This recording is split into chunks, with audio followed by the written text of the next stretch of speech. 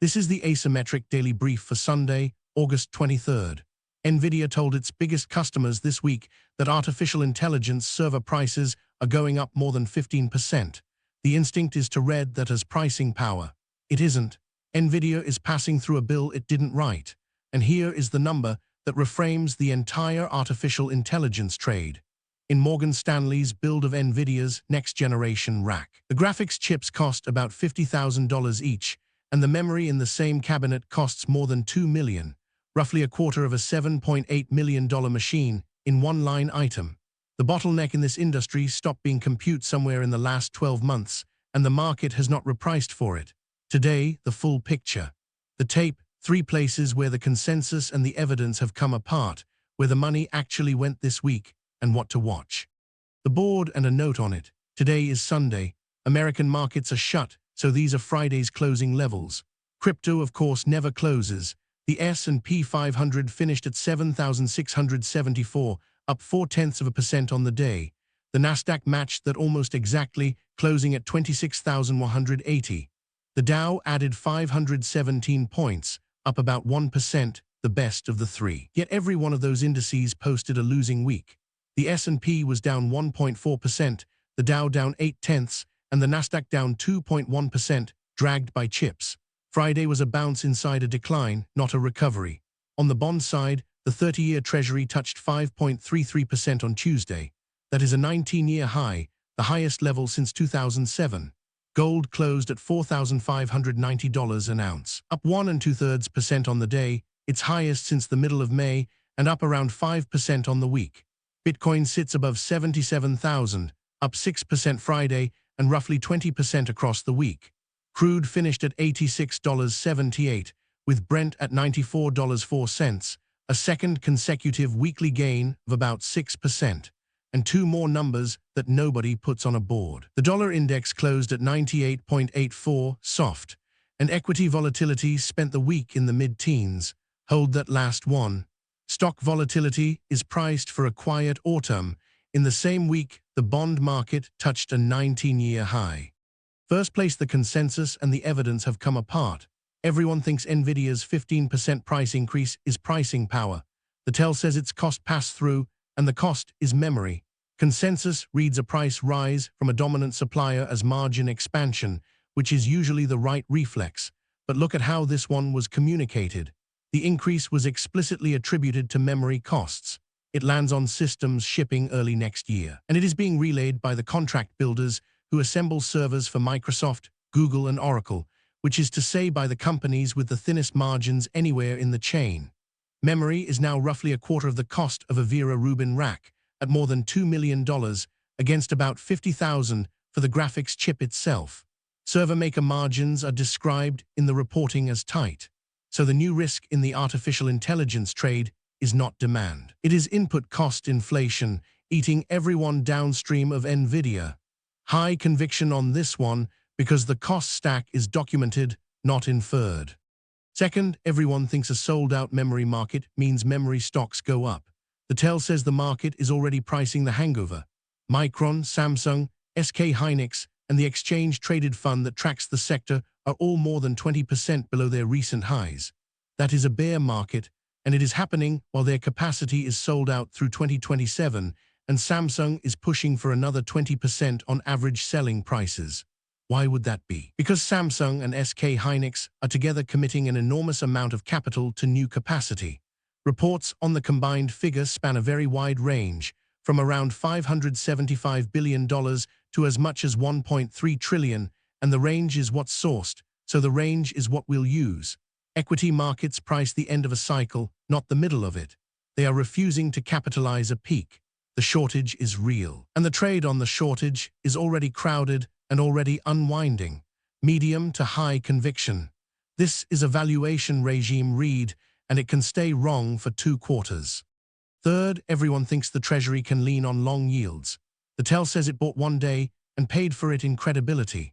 On Wednesday, the Treasury said it would at least double the maximum size of its buyback operations for longer-dated debt, taking the ceiling from $2 billion per operation to at least $4 billion for the 10 to 20 and 20 to 30-year sectors, running from September 9th through November 4th. Secretary Bessent, went further in public, saying it could be more than $4 billion per issue. The 30-year, which had just touched that 19-year high, fell, and then it round-tripped the entire move by Friday, in the same week that public debt crossed $40 trillion for the first time on record. The intervention worked for roughly a session. When an intervention fails that fast, the next one has to be larger to accomplish less. High conviction on the mechanism. The timing of the next test is genuinely unknowable. Follow the money, and the first thing to say is that rates and the fiscal position are no longer two separate stories. The 30-year touched its highest level since 2007 on Tuesday, and the week's dominant event was the government trying to do something about it. Doubling the buyback ceiling is a liquidity operation, and Bessent framed it as exactly that. Liquidity support, not yield suppression. He was right to be careful with the language, because the market tested it immediately and won. Yields fell, then erased the fall entirely inside 2 sessions. Bessent described liquidity in the 30-year sector as, quote, very poor, which is the honest version of the problem. There isn't a bid problem at one price. There is a structural absorption problem, and the debt number is the context for all of it. $40 trillion doesn't cause anything by itself. It's an accounting milestone. But it changes what the long end is being asked to believe. Financing a deficit of this size at a 5% handle compounds in a way it simply did not at 2%, and every additional basis point at the 30-year raises the cost of every auction still to come. That is the thing a buyback cannot buy back. Which brings us to the Federal Reserve and to the single highest leverage event on the calendar. Chair Warsh gives his first Jackson Hole address on Friday, August 28th. The symposium runs the 27th through the 29th under the theme Financial Innovation and its implications for payments and policy, and it lands 19 days before the September 16th policy meeting. The most important structural change under this chair is not hawkish or dovish. It's that the Federal Reserve telegraphs less. When a chair stops pre-committing, individual speeches carry real information again, and meeting-to-meeting uncertainty rises. That should be priced. It does not obviously look priced, and that gap is the most interesting thing on the board. Equity volatility sat in the mid-teens all week, while the bond market had its most disorderly stretch in years. One of those two markets is wrong about how much uncertainty exists in the world right now. And the dollar and gold are telling the cleanest version of this story. The dollar index at 98.84 is soft. Gold rose 1 2/3% Friday to $4,590, topped $4,600, and sits at its highest since the middle of May after a week of roughly 5% gains. The driver named in the coverage is precisely the combination above. A fast-rising debt load, a soft dollar, and an intervention that some holders read as a hint about how $40 trillion eventually gets serviced. That is the debasement bid, stated plainly. Crypto traded that same impulse, and not a crypto catalyst. Bitcoin topped $77,000, up 6% Friday and roughly 20% across the week. The catalyst chain here is unusually legible, which is why it's worth walking through. The buyback announcement on Wednesday triggered an upswing. The upswing forced traders who were positioned against Bitcoin to close out. Roughly $1.4 billion of those positions were liquidated into the move. So this was a liquidity and positioning event that happened to be denominated in Bitcoin. Treat it as a debasement and liquidity proxy for the week, not as evidence of new crypto-native demand. And note the uncomfortable corollary. A rally built substantially on forced closing has already consumed its own fuel. On the sentiment side, and this is drawn from market and social sentiment monitoring rather than any single source, the commentary split this week was unusually wide. The loudest positioning talk was about debasement hedges, and the quietest was about equity risk, which is the mirror image of what the volatility surface is priced for. Finally, energy did something important, and almost nobody discussed it. Crude rose about 6% on the week, a second consecutive weekly gain, with West Texas at $86.78 and Brent at $94.04. On tension between the United States and Iran and the status of the Strait of Hormuz. An oil market grinding higher on a supply route risk, into a bond market already worried about inflation, into a central bank that has stopped telegraphing, is a genuinely awkward combination. It is the least discussed item on this page and possibly the most dangerous. So here is the tell of the day, and it is a ratio rather than an opinion. A Rubin graphics chip costs about $50,000. The memory in the rack that chip goes into costs more than $2 million. That single ratio does more work than any chart this week. For 3 years, the entire artificial intelligence investment framework has been built on one scarce input, the accelerator, and on one company's ability to price it. That framework is now out of date. Memory expense per rack is up 485% in a single generation and accounts for roughly a quarter of a $7.8 million system. The graphics chip is no longer the expensive part of the artificial intelligence computer, and when the binding constraint in an industry moves, the profit pool moves with it. Except the equity market has already looked past that profit pool to the capacity glut it believes follows. That gap between where the economics are and where the stocks are is the most interesting thing on the board today. I should be straight with you that these rack figures are estimates and the houses disagree on the totals. What they do not disagree on is the direction or the reason. Sectors in play, 3 of them actually mattered this week. Memory semiconductors first. The bull case is sold out through 2027, high bandwidth memory allocated under multi-year agreements, Samsung pushing another 20% on third quarter selling prices, and spot prices up roughly 700% in a year. The bear case is that the sector is more than 20% off its highs, and the announced capacity spending is exactly why. The read is that the fundamental and the stock have decoupled because the market has already moved on to the supply response. This is what a cycle top looks like from the inside. It is never the shortage that kills it. Second, artificial intelligence infrastructure buyers, the hyperscalers and their contract builders. The bull case is that demand is not the problem. Automated systems now consume roughly 7.3 trillion tokens on a 7-day average, about 14 times the level in February and around 5 times what all human users consume combined. That is a structurally steeper demand curve than the human chat era ever produced. The bear case is that the cost per unit of capacity just went up more than 15%, memory is a quarter of the bill, and server maker margins are explicitly described as tight. The read, and this is the specific thing to watch for. Wait for the first hyperscaler to talk about artificial intelligence unit economics rather than artificial intelligence capital expenditure on an earnings call. That is the tell that cost inflation has reached the income statement. Third, energy.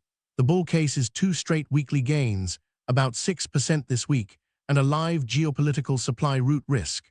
The bear case is that it is entirely headline-driven and reverses on any de-escalation. The read is that it hedges precisely the scenario the bond market is worried about, which makes it more interesting than its own fundamentals suggest. And one more thing worth flagging that sits outside all 3. Chinese manufacturers accounted for more than 97% of global humanoid robot shipments in the first half of this year, 18,500 units out of roughly 19,100 worldwide, up 272% year-on-year. That is not a lead. That is a near monopoly on the physical layer of this technology. On the radar, Thursday through Saturday, the Jackson Hole Symposium. Friday the 28th, Warsh's first address there as chair and the single highest leverage event on the calendar. September 9th, the enlarged Treasury buyback operations actually begin, which is the real test of whether $4 billion per operation absorbs anything. September 16th, the policy decision, 19 days after Warsh speaks. Watch the 30-year against 5.33%. That was the prior 19-year high, and above it the coverage turns from bond volatility to bond crisis. Within about 2 weeks, the text of the beef executive order, and specifically whether any enforcement mechanism for the promised 25% discount actually exists. Right now, the White House has not named a supplier or published a mechanism, and that gap is the whole story on that one. And at the next earnings cycle, memory guidance and hyperscaler unit economics, which is where 485% memory inflation eventually shows up as margin. Now the scorecard. 3 new falsifiable calls dated today. 1. Memory cost inflation shows up in hyperscaler commentary before it shows up in hyperscaler margins. By the end of fourth quarter earnings season, at least one of Microsoft, Alphabet, Amazon or Oracle names memory or component cost inflation as a factor in infrastructure spend, falsified if none of them do. 2. The next Treasury intervention is larger and buys less time than this one, which held about a session. Falsified if the next expansion produces a sustained decline in the 30-year, lasting more than 5 sessions. 3. Memory equities do not make new highs on this shortage. Micron, Samsung and SK Hynix stay below their 2026 highs through year-end despite sold-out capacity. Falsified by any of the three printing a new high before the 31st of December. Those are dated, they are specific, and they can be graded against us. The close, if you take one idea away from today, take this one. 2 different markets stopped believing 2 different official promises this week, and they did it for the same reason. The bond market declined to believe that the Treasury can manage the long end, and it took about a day to say so out loud. The equity market declined to believe that a sold-out memory industry will still be sold out by the time the new capacity switches on, which is why the shortage stocks are in a bear market during their own shortage. Both of those are the same instinct. Price the mechanism, not the announcement. And here is the question worth sitting with this weekend. For 3 years, the artificial intelligence trade meant one thing: who owns the compute? The bill of materials now says that was the wrong question, and that a $50,000 chip is riding in a machine where the memory costs 40 times more. If the constraint has genuinely moved, and the market has already priced past the beneficiary, then the interesting position is neither the shortage nor the glut. It is whoever pays the bill and cannot pass it on. That list is longer than it looks. This has been the Asymmetric Daily Brief. Research and education only, never advice. The Asymmetric Signal. One contrarian read a day. Subscribe.